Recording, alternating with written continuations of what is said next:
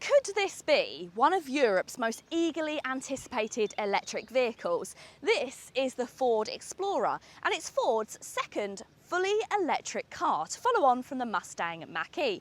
Now, I followed the Ford Explorer's journey quite closely because over a year ago, when they first announced it, I went to check it out in London.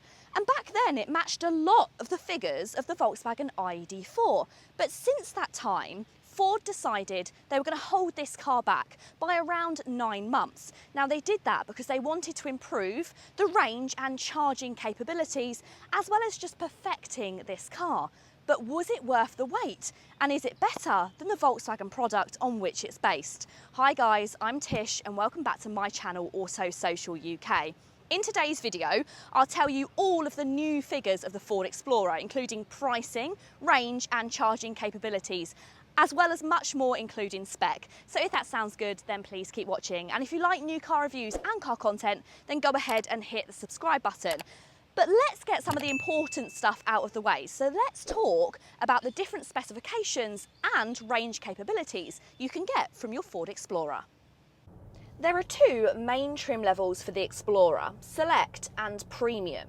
The Select is available in both standard range, a 55 kilowatt-hour battery with 239 miles of range, and also an extended range. This gets a larger 77 kilowatt-hour battery and boosts the range to an impressive 374 miles. Now, these cars will set you back £39,875 for the standard and £6,000 more for the extended range.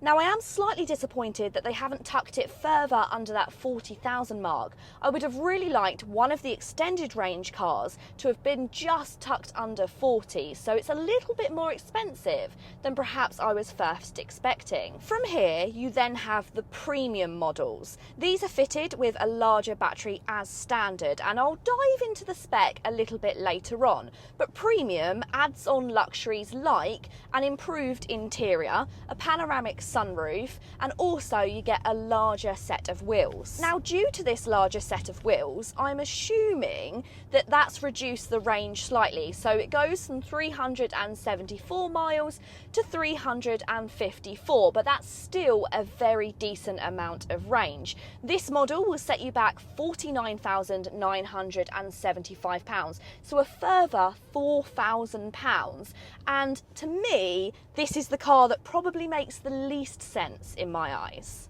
Now, sitting at the top of the range is the more powerful and the more capable all-wheel drive car. This model gets a slightly larger battery at 79 kilowatt hours, which is quite strange actually, and the boost of power reduces the range to 329 miles. I'll talk about power in a second. This top-end model will set you back £53,975. Just like a baby, the Ford Explorer has taken 9 months to grow on me. When I first saw this car, I really wasn't keen on it. But let's face it, it's very different for Ford, and different is always going to face apprehension. But now I see this car, it really has grown on me and I like it a lot. Of course, it does have very much baby Range Rover vibes, and you get that because of this black Explorer badge around the front of the grille, and just the shape, it's very Range Rover in shape, and I think that's a clever move by Ford because I think this is going to be quite popular for those people who have been waiting for a small electric Land Rover but haven't yet had one arrive. I really like the headlamps as well. They're not slim like a lot of vehicles are doing, they're actually quite large. Now, this car looks very rugged, but of course, unless you go for the four-wheel drive top specification car, it doesn't really have much off-roading capabilities, and really neither does even the four-wheel drive. It's better for traction, but it's not going to be climbing over mountains and climbing up that mountain in the background. But overall, I really quite like it, but I'd be interested, let me know, what do you think of the Ford Explorer? One thing I do really like as well is on this top spec premium car, you've got 20-inch alloy wheels. Now, they do make the ride a little bit harsher. I prefer the ride on the 19s, but these look cool. So they're two-tone, and I like the fact that they're made aerodynamic, but they don't look like electric wheels. They don't look like hubcaps. And I also really love that if you look at the back alloy wheel, it's actually deeper than the front. Now again, this is for aerodynamics, but other vehicles that have this are usually performance cars. So it's very cool to see it on an electric family SUV. So next up, let's cover interior, because how much has actually changed compared to the Volkswagen ID4 on which it's based? Well, I'll start by saying there are noticeable similarities between those cars, which are unavoidable.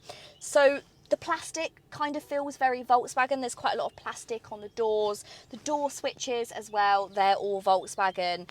The digital instrument cluster, though it has been adapted and extended, it does still feel very Volkswagen, and also you've got the gear selector behind the steering wheel. But elsewhere, Ford really have worked hard to make this their own product, and I have to applaud them because it really is an extremely practical space. There's so many user-friendly features which make living with this car really easy. So let's talk about those first.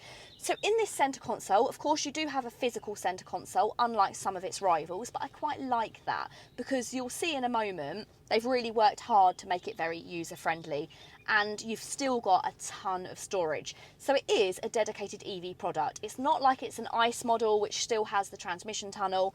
You don't have that, but you do have tons of usable space. So underneath here, you've got a little bit of added storage space, and then underneath this armrest is an enormous amount of space. Honestly, you could fit so much in here. You could fit large water bottles, you could fit laptops, pretty much most things are going to fit in that area. You've got really practical, usable ways of customising it. So you've got little drawers which come out, and you've also got these little separators as well. So they kind of divide up that large storage area. And then you've got the cup holders as well, which I think Ford are very proud of. So this whole centre cup holder comes out. And then that means you've got the additional storage here in this kind of massive bin, but also the cup holders themselves. So you've got the little spongy bits which hold in your drinks, and then you've also got these little bits of kind of foam in the inside, and they'll sit in there, and if you've got kind of shorter drinks, they'll stop them from sliding all the way in, which is very clever actually. This will also fit underneath here too, and then you can keep it out of the way if you're not using drinks, which I think's brilliant. You've got some storage up here which includes wireless charging, but only on the right hand side, no left hand charging, which is a bit of a shame. You would have thought they could have extended it to both, and it is a little bit temperamental as well. And then you've got the pièce de résistance, which is this screen, their party piece. So this screen can slide backwards and also forwards. Now this is for a few different reasons. The first is just personal preference. I actually like to drive with my screen like this because it's not impeding my view. But also, if you get glare on the screen, you can move that in various different ways, and that will stop you from having the glare, which is quite handy. And lastly, storage. So underneath here is an additional storage bin where you can pop your valuables, whether it's your wallet, your purse, your phone, pop them out of sight, slide it forwards, and then when you lock the car, that is locked and no one can get in. So I think that's a really cool feature. Let's talk about elsewhere in the car and maybe some controversial things. First of all, the steering wheel. It's a squircle, a square circle steering wheel, which at first I didn't think I liked, and then I got over it in about 30 seconds. So it may feel a little bit unfamiliar to begin with, but you get used to it really quickly. The thing I can't get used to? Haptic buttons. I feel a bit sorry for Ford here. It's almost like Volkswagen have stitched them up. They've gone, have our haptic buttons, everybody loves them. And then sneakily, they've gone back to physical buttons and they've left the Explorer with haptic ones. But what I will say about these haptic buttons is Ford have developed them, so you have to physically press them. You can't brush past them. So if you brush past your heated steering wheel, it's not going to turn it on. You have to physically press it to get it to work, which is quite handy. And lastly, the sound bar. So you've got this Bang & Olufsen sound system on top of the dashboard, and I really like this. It's an extension of the dashboard. You've got the ambient lighting which runs along the outside of it, and it just feels very cool and high-tech. I think electric vehicle buyers like high-tech, and for that, they're going to love this sound bar. So let's talk about that power. As well as having a larger range, the motor is also more powerful in the extended range models. So the entry-level Select model, which gets the 55 kilowatt hour battery, gets 170 PS of power and a mystery 0 to 62 time because it's not yet tested. Now I'm assuming, based on rivals with a similar output, that it will be between 7 and 8 seconds. The extended range model boasts a larger motor, considerably boosting power from 170 to 286 PS, and these will do the 0 to 62 hour sprint in a recorded 6.4 seconds. Now, the top of the range all-wheel drive model, with the help of an extra motor, takes the power to 340 PS, and it trims the 0 to 62 time to 5.3 seconds, which is actually a point of a second quicker than the Volkswagen ID.4 GTX. The all-wheel drive car charges at an impressive rate of 185 kilowatts. That means if you find an ultra-fast charger, you can go from 10 to 80% in around 26 minutes.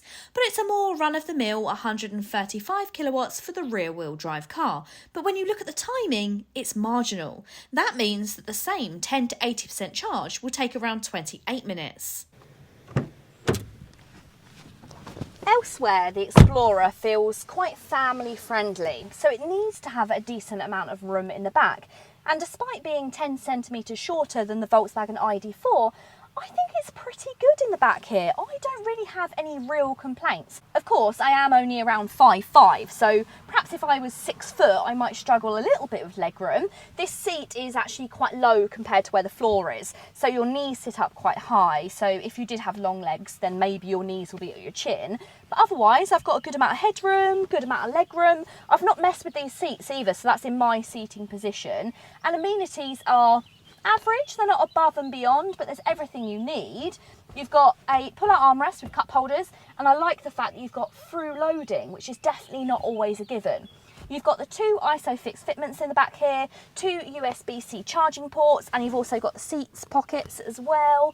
There's just missing kind of anywhere to put your mobile phones. There's no little slots for your mobile, and there's also nowhere to mount an iPad holder because of the way these seats are. So there's no like clever system for that like you get in some Skodas. It's not above and beyond, but actually I think for most small families this will be more than sufficient. Boot space totals 450 litres, so that's bigger than the brand's own Mustang Mach-E, but it's less than many other rivals by around 100 litres. The ski hatch, however, and the adjustable floor does aid to practicality. So how much exactly has changed between this Ford Explorer and the Volkswagen ID.4? Well, that's a question that Ford like to dance around. They never really gave us a clear, precise answer to everything which has been changed. And I don't necessarily think this is because they're hiding something. I think this is because they want people to look at the Ford Explorer as its own product, to criticise it as its own product, to not constantly compare it to the Volkswagen ID.4. But one thing is unavoidable, and that's the fact that it does share the same platform with the ID.4, as well as a lot of other hardware and the underpinnings and various things like this. But what Ford did say is everything which is tunable, which is quite a lot really. We're talking springs, dampeners, steering control.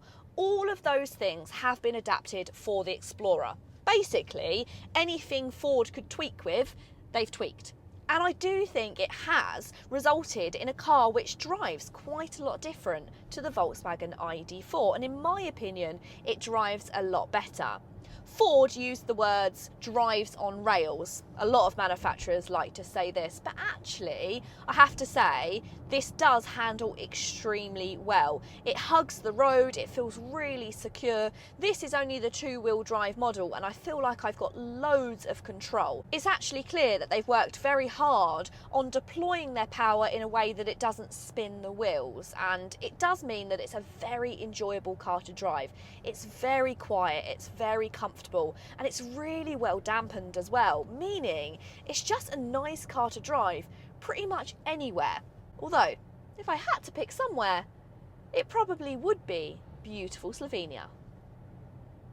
The Ford Explorer is an electric vehicle which took 9 months longer than first originally planned to make it to market.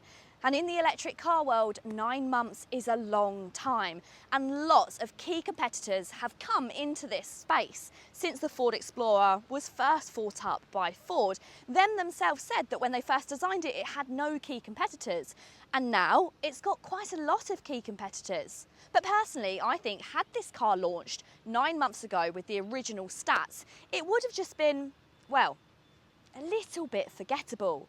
But with those higher range figures, it's now a really competitive car in the electric vehicle space. My only worry is the price point. I really wish they had made one of those extended range cars just tuck under that £40,000 mark so you didn't have to pay the higher taxation rates. But here's the thing with electric vehicles. I remember when I reviewed the ENY1 and my key takeaway was it was a good £40,000 car, it wasn't a good £50,000 car. But now they're practically giving those cars away on lease deals. So if Ford pull it out the bag with some really decent lease figures, I think the Ford Explorer could be a very good option. But let me know, what do you think of the all-new Ford Explorer? Pop it in the comments down below. I really hope you have enjoyed the video. If you have, go ahead and give it a big thumbs up. And if you want to see more, then hit the subscribe button. Until next time, guys, see you later.